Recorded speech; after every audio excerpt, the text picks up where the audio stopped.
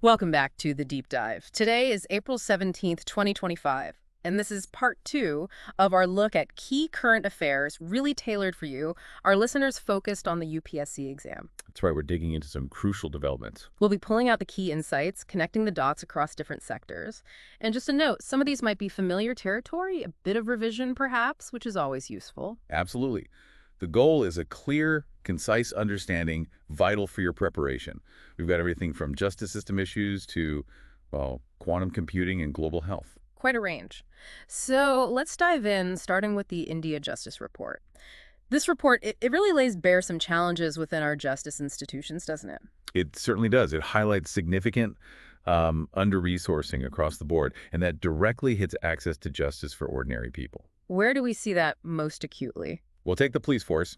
There's a 23% vacancy rate nationally, and maybe even more critical, over 50% vacancy in forensic staff. 50%, that's huge. What does that mean practically? It means investigations can get delayed, evidence might not be processed properly. It really impacts the whole chain of justice, Fewer officers, slower response times. It all adds up. And the report also touched on representation within the police, specifically regarding women. Yes, that's another key point. Yeah. Only 8% of senior police positions held by women. And get this, not a single state or UT has actually met the 33% benchmark that was advised way back in 2009. Wow, still falling short after all this time. What are the sort of ripple effects of that lack of diversity at the top? Well, you have to wonder about perspective, right? Does it mean certain issues, perhaps those affecting women more, don't get the priority they should?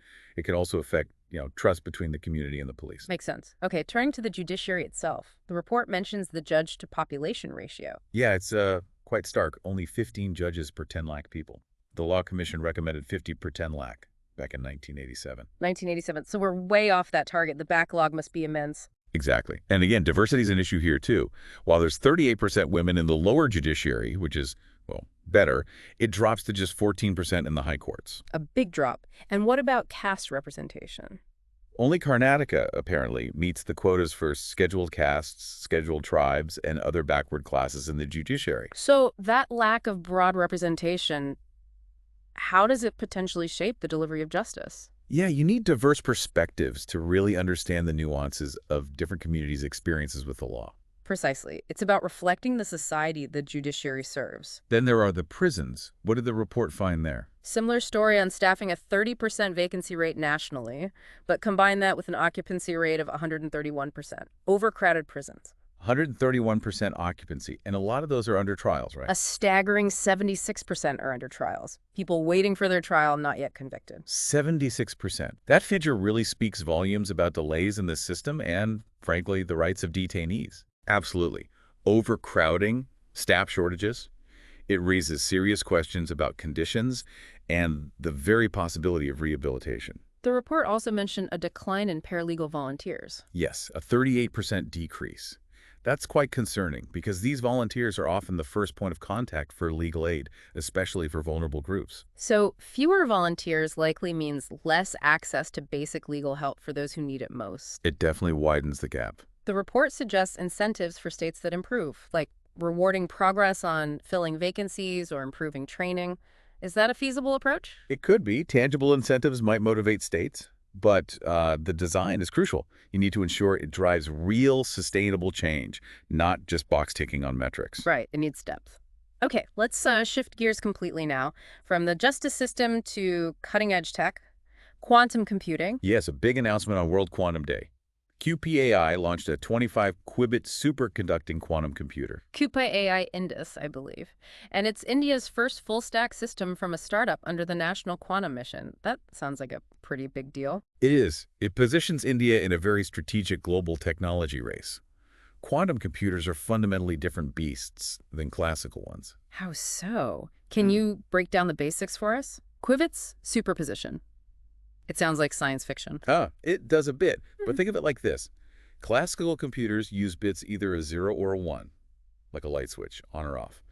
Quantum computers use qubits. Qubits, okay. And a qubit can be a 0, a 1, or crucially, both at the same time. That's superposition. Both at once. How does that work? It's like a dimmer switch instead of an on-off switch. You can exist in multiple states simultaneously.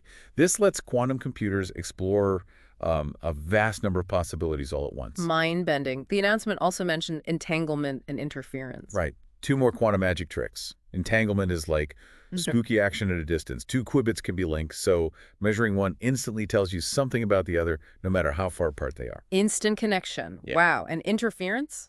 Interference is about how these quantum states combine. You can sort of nudge them so the paths leading to the wrong answer cancel each other out, and the paths to the right answer reinforce each other.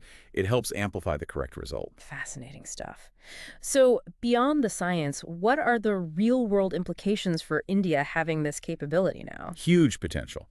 First, it puts India on the map as a serious player in quantum tech, alongside the U.S., China, France. Global leadership. What else? Secure communication is a big one. Quantum networks could offer truly unbreakable encryption. Think national security, financial data. Unbreakable communication. That alone is massive. Other areas? Drug discovery and materials science. Quantum computers can model molecules with incredible precision. This could dramatically speed up finding new medicines or designing new materials with specific properties. So faster R&D for critical sectors. And this is all under the umbrella of the National Quantum Mission. Exactly. The NQM, running from 2023 to 2031, is the government's big push. It aims to, well, build quantum computers, aiming for 50 to 1,000 qubits, establish secure quantum communication, and boost research in related areas like sensors and materials. Who's running the show? The Department of Science and Technology is the implementing agency. They've set up thematic hubs for computing, communications, sensing, and materials. Okay, quite comprehensive. Let's move from national tech to global health now. The WHO pandemic agreement negotiations seem to have wrapped up. Yes, the WHO member states, through the Intergovernmental Negotiating Body, or INB, have concluded talks on a draft agreement. This body was set up back in 2021 specifically for this task. And this draft goes to the World Health Assembly soon. In May, yes. It's a major step towards a potential legally binding treaty on pandemic prevention, preparedness, and response. What are the main goals here? What are they hoping this agreement achieves? The core objective is simple, yet huge: to make the world better prepared for the next pandemic. It focuses on prevention, like better surveillance of new pathogens, and emphasizes a One Health approach. One Health. That's recognizing the link between human, animal, and environmental health. Precisely. Because so many new diseases jump from animals to humans. The agreement also pushes for better transfer of technology, things like vaccine tech making licenses available transparently. That's huge for developing countries. Equity seems key. What about sharing pathogens and benefits? Yes, there's a proposed WHO pathogen access and benefit sharing system. The idea is if a country shares a dangerous pathogen quickly, it gets guaranteed access to the vaccines or treatments developed from it. So, incentivizing cooperation and fairness. And funding. That's covered too. Provisions for supporting sustainable finance to actually fund all this preparedness work globally. Was the fragmented response to COVID-19 the main driver for this? Absolutely. COVID laid bare the weaknesses. Everyone realized we need better global coordination, more solidarity, and crucially, more equity in accessing things like vaccines and protective gear. This agreement is a direct response to those lessons learned. How does this fit with the existing international health regulations, the IHR? Good question. The IHR from 2005 is the broader legal framework for all sorts of cross-border public health risks. This new pandemic agreement is more specific, focused solely on pandemics, aiming to sort of plug the gaps the IHR didn't fully cover, especially those highlighted by COVID. They're seen as complementary. Okay, understood. Now let's pivot to a critical social issue: child trafficking. There were some important directives from the Supreme Court recently. Yes, in the Pinky v. State of Uttar Pradesh case, the Supreme Court showed serious concern and mandated high courts to finish child trafficking trials within 6 months, and they have to report progress. 6 months. That's a tight deadline. Why the urgency? The court pointed to the alarmingly low conviction rate. They flagged factors like traffickers getting bailed too easily, witnesses turning hostile, and just, really long delays in trials, which harms the victims further. A faster timeline is crucial then. What else did the SC direct? A key directive: treat missing children cases as abduction or trafficking right from the start, unless proven otherwise. No more assuming they just ran away. And mandatory reporting by police and the anti-human trafficking units, the AHTUs. That initial presumption shift sounds significant. What about strengthening the systems on the ground? Several things. establishing state-level anti-human trafficking bureaus, strengthening child welfare committees in every district, regular checks on industries known for potential child labor, and, importantly, setting up child-friendly courts. Child-friendly courts, like the examples in Telangana and West Bengal. Exactly. Creating an environment where child victims feel safer testifying. The court also stressed better victim support, promoting community policing to build trust, and closer work with NGOs for rescue and rehabilitation. It sounds like a multi-pronged approach. Of course, we do have laws already, like the Juvenile Justice Act and POCSO. We do. The JJ Act 2015, POCSO 2012, the Child Labor Act 1986, plus the National Child Labor Project for Rehabilitation. But enforcement and conviction remain challenges. And the scale of the problem is still immense. Sadly, yes. The NCRB report for 2022 indicated about 8 children trafficked daily in India in 2021. It's a direct violation of Article 23 of the Constitution. Poverty, child marriage, disaster displacement. These are major drivers. And India's involved internationally, too? Yes, signatory to the UN Convention on the Rights of the Child and the Hague Convention on Intercountry Adoption. Global commitments are there. Okay, before we wrap up, let's quickly cover a few other important news items. Anything stand out? Well, the Ministry of Petroleum awarded 28 blocks under OALP Round 9X. That's the Open Acreage Licensing Policy, part of the HELP policy from 2016. It lets investors propose blocks based on data from the National Data Repository. More flexible. Right. And the RBI decided against activating the countercyclical capital buffer. Correct. The CCYB. It's a Basel III tool making banks hold extra capital in boom times to absorb losses in downturns. RBI looks at the credit to GDP gap, among other things, and decided it wasn't needed right now. Also, a big anniversary for the Bombay Stock Exchange. Indeed. 150 years for the BSE. Asia's oldest, established 1875, became India's first listed exchange in 2017. A cornerstone of our financial markets, regulated by SEBI. Then there's the news about China and rare earth elements. Yes, China restricting exports of REs. Since China dominates the supply, it's seen by some as, well, weaponizing trade, possibly linked to U.S. tariffs. REs are vital for defense, electronics, green tech. So potential supply chain issues globally, what's India doing? It could disrupt things, yeah. India is trying to boost domestic mining via IRL, collaborating internationally like the Trust Initiative with the U.S., and amended mining laws to encourage exploration. Reducing dependence is key. Okay. On a different note, the monsoon forecast. Good news, mostly. IMD predicts an above-normal southwest monsoon, 105% of the long-period average, plus or minus 5%. The LPA is currently 87 centimeters. Good for agriculture, generally good for the economy. And a development in TB diagnosis, the HOT-LMP method. Right, real-time LMP testing. It's a molecular test like RT-PCR, but uses more primers for faster DNA amplification.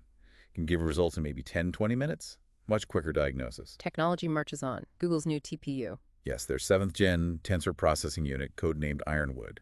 TPUs are specialized chips, ASICs, designed purely for machine learning, much faster than CPUs or even GPUs for training AI models. Interesting. And the Surat emission trading scheme, that sounds innovative. It is. World's first market for trading particulate matter pollution. It's a cap-and-trade system. Set a cap, companies trade permits. Reports suggest it cut pollution by 20-30% and lowered costs for industry.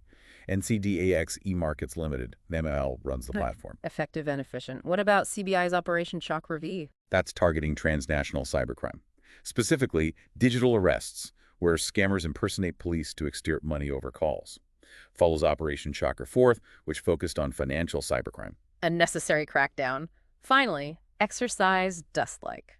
The 6th edition, the joint military exercise between India and Uzbekistan, held in Pune this time, about enhancing interoperability and defense ties.